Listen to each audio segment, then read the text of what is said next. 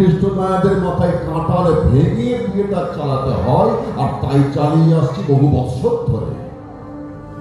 আপনি আপনার মেয়েটার সতীত্বকে বাজিয়ে নিয়ে পাশা খেলবে? সতীত্ব সতীত্ব সতীত্ব মানুষ মানে না, সেটা একটা কুসংস্কার। কোনটা পড়ে আছে এখনো সেই হিন্দু মানে আস্থা করে। সতীত্ব সতীত্ব আমি এসব মানি না। বীরকৃষ্ণকে ছুঁলেই মহাভারত অসুস্থ হয়ে যাবে। ঘৃণা করে তার সঙ্গে জোর করে কাঠ ছড়া বেঁধে দেওয়ার চেয়ে মেয়েটাকে মেরে ফেললেই পারো।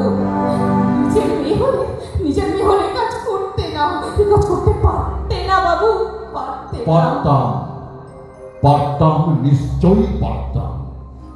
থিয়েটারের জন্য আমি সব করতে পারি, করে এসেছি, করে যাব। বীরকৃষ্ণ বলেছে ময়নাকে পেলে সে থিয়েটার করে দেবে। ময়নার মতন মূলধন আমার হাতে থাকতে এত বড় দাও আমি ছেড়ে দেব?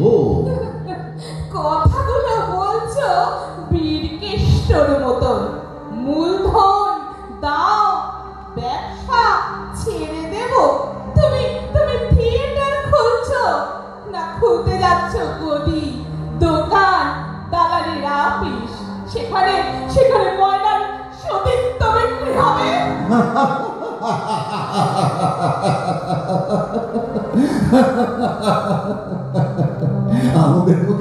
আমাদের মুখে সতীত্বের কথা শুনে আমার খুব হাসি পাচ্ছে। ওইটুকু হাসির অপমান আর গায়ে লাগে না, বুঝলে বাবু? গায়ে লাগে না। এত লাঠি ছাটা খেয়েছি সারা জীবন, ওতে আর আঁচড় লাগে না।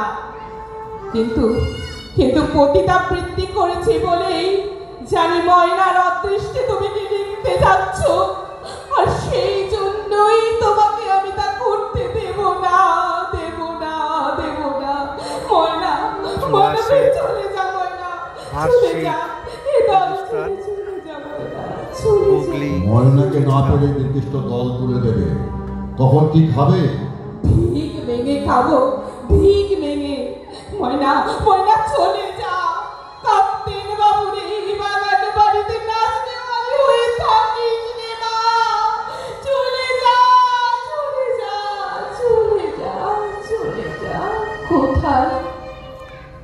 কোথায় যাব